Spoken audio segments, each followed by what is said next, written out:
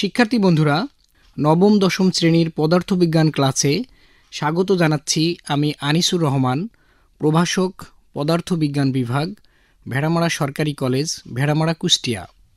শিক্ষার্থী বন্ধুরা, আজ আমরা পদার্থবিজ্ঞান বইয়ের সপ্তম অধ্যায়ের তরঙ্গ নিয়ে আলোচনা করব।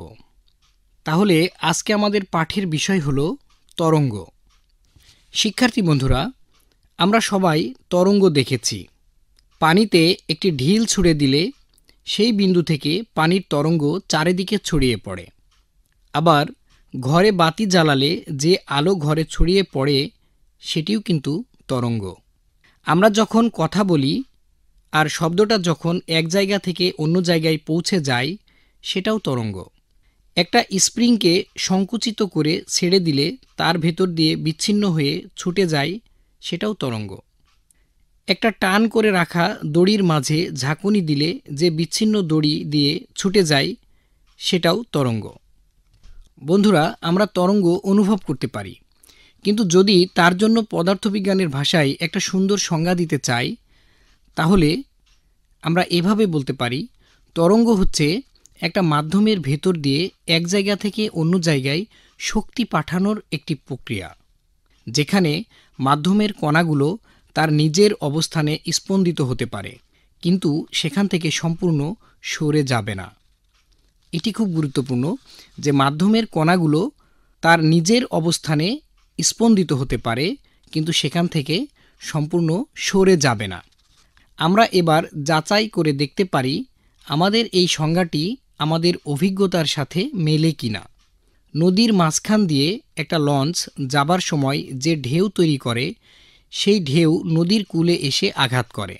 কাজেই নিশ্চিতভাবে বলা যায় এক জায়গা থেকে অন্য জায়গায় শক্তি পাঠানো হয়েছে। সেই সময় নদীর পানিতে ভাসমান কোনো কচুরিপানার দিকে তাকালে আমরা দেখব যখন ঢেউটি যাচ্ছে সেই মুহূর্তে কচুরিপানাটি উপরে উঠছে এবং নিচে নেমেছে, এবং ঢেউ চলে যাবার পর আবার আগের মতোই স্থির হয়ে গেছে এবং মোটেও ঢেউয়ের সাথে সাথে তীরে এসে আছড়ে পড়েনি।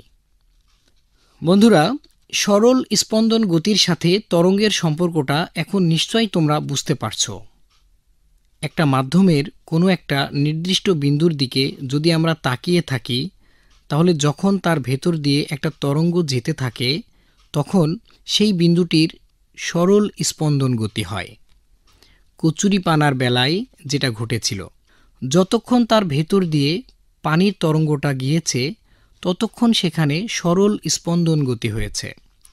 সরল স্পন্দন গতির মাঝে তরঙ্গ নেই, কিন্তু তরঙ্গের প্রত্যেকটা বিন্দু এক একটা সরল স্পন্দন গতি। মনে রাখতে হবে আরও অনেক ধরনের তরঙ্গ আছে, যার জন্য এই সংজ্ঞাটি পুরোপুরি সঠিক নাও হতে পারে। আমরা তরঙ্গে যাবার জন্য একটা মাধ্যমের কথা বলেছি, কিন্তু সূর্য থেকে আলো যখন পৃথিবীতে পৌঁছায় তখন তার জন্য কোনো মাধ্যমের প্রয়োজন হয় না। অর্থাৎ আলো হচ্ছে বিদ্যুৎ চৌম্বকীয় তরঙ্গ। বন্ধুরা, তাহলে চলো আমরা তরঙ্গের বৈশিষ্ট্যগুলো দেখি। বন্ধুরা, তরঙ্গ নিয়ে আলোচনা করার সময় তার কয়েক ধরনের বৈশিষ্ট্যের কথা উঠে এসেছে। এখানে আমরা তরঙ্গের, বিশেষ করে যান্ত্রিক তরঙ্গের সব বৈশিষ্ট্য নিয়ে আলোচনা করব। 1. যান্ত্রিক তরঙ্গের জন্য মাধ্যমের দরকার হয়। পানিতে ঢেউ হয়, একটা স্প্রিংয়ে তরঙ্গ পাঠানো যায়, একটা দড়িতে তরঙ্গ সৃষ্টি করা যায়। আমরা যে শব্দ শুনি সেটাও একটা তরঙ্গ, এবং তার মাধ্যম হচ্ছে বাতাস। দ্বিতীয় বৈশিষ্ট্য হিসেবে আমরা বলতে পারি, একটা মাধ্যমের ভেতর দিয়ে যখন তরঙ্গ যেতে থাকে তখন কণাগুলো নিজ অবস্থান থেকে স্পন্দিত হয়, কিন্তু কণাগুলো নিজে তরঙ্গের সাথে সাথে সরে যায় না। তরঙ্গের ভেতর দিয়ে শক্তি এক স্থান থেকে অন্য স্থানে যেতে পারে। শক্তি যত বেশি হয় তরঙ্গের বিস্তার তত বেশি হয়। 3. সব তরঙ্গেই একটা বেগ থাকে। সেই বেগ তার মাধ্যমের প্রকৃতির ওপর নির্ভর করে। বন্ধুরা, প্রকৃতি হলো কোন মাধ্যম, অর্থাৎ এক এক মাধ্যমের বস্তুর প্রকৃতি এক এক রকম। 4 নাম্বার হিসেবে আমরা বলতে পারি তরঙ্গের প্রতিফলন কিংবা প্রতিসরণ হয়। পরের অধ্যায়ে আমরা এই প্রতিফলন প্রতিসরণ নিয়ে আলোচনা করব। শিক্ষার্থী বন্ধুরা, একটা স্প্রিংয়ের ভেতর দিয়ে একটা তরঙ্গ যাবার সময় তরঙ্গটি স্প্রিংকে সংকুচিত এবং প্রসারিত করে এগিয়ে নিয়ে যায়। আবার একটা দড়ির এক প্রান্তে একটা ঝাঁকুনি দিয়ে একটা তরঙ্গ তৈরি করে দড়ির মাঝ দিয়ে পাঠানো যায়। দুটি তরঙ্গের মাঝে কিন্তু একটা মৌলিক পার্থক্য আছে, মানে এই দুটি তরঙ্গের মাঝে একটি মৌলিক পার্থক্য আছে। স্প্রিংয়ের তরঙ্গটি ছিল সংকোচন এবং প্রসারণের। স্প্রিংটির সংকোচন এবং প্রসারণের দিক এবং তরঙ্গের বেগ একই দিকে। এই ধরনের তরঙ্গের নাম অনুদৈর্ঘ্য তরঙ্গ। বন্ধুরা, তোমরা তোমাদের পাঠ্য বইয়ের 195 নম্বর পৃষ্ঠার 7.04 চিত্রটি দেখে অনুদৈর্ঘ্য তরঙ্গটি বুঝে নিতে পারো। আবার দড়ির বেলায় আমরা যখন দড়িটিকে ঝাঁকুনি দিয়ে তরঙ্গ তৈরি করেছি, সেখানে দড়ির কম্পনটি কিন্তু তরঙ্গের বেগের দিকে ঘটে না, কম্পনের দিকে, অর্থাৎ উঠা এবং নামা, অর্থাৎ তরঙ্গের বেগের সাথে লম্ব। এরকম তরঙ্গের নাম অনুপ্রস্থ তরঙ্গ।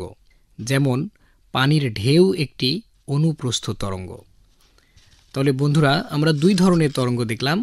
একটি হলো অনুদৈর্ঘ্য তরঙ্গ, যেটা সংকোচন প্রসারণের মাধ্যমে যায়, আর অপরটি হলো অনুপ্রস্থ তরঙ্গ, যেটি লম্বভাবে বেগের সাথে যায়।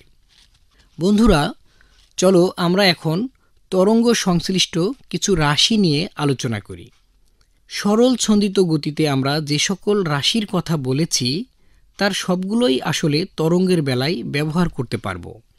একটা তরঙ্গের পূর্ণ স্পন্দন হয়, তার পর্যায়কাল আছে, কম্পাঙ্ক আছে এবং বিস্তারও আছে।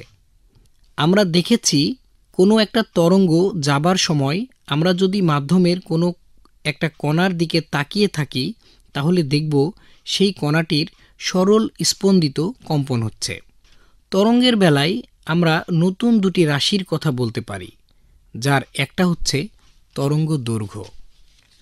তরঙ্গের যে কোনো একটি দশা থেকে তার পরবর্তী একই দশার মাঝে দূরত্ব হচ্ছে তরঙ্গ দৈর্ঘ্য। অর্থাৎ এক পর্যায়কালে একটা তরঙ্গ যেটুকু দূরত্ব অতিক্রম করে সেটাই হচ্ছে তরঙ্গ দৈর্ঘ্য।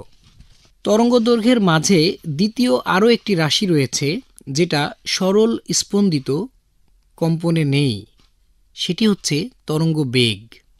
প্রতি সেকেন্ডে একটা তরঙ্গ যেটুকু দূরত্ব অতিক্রম করে সেটাই হচ্ছে তরঙ্গের বেগ। প্রতি সেকেন্ডে যে কয়টি পর্যায়কাল থাকে সেটি হচ্ছে কম্পাঙ্ক।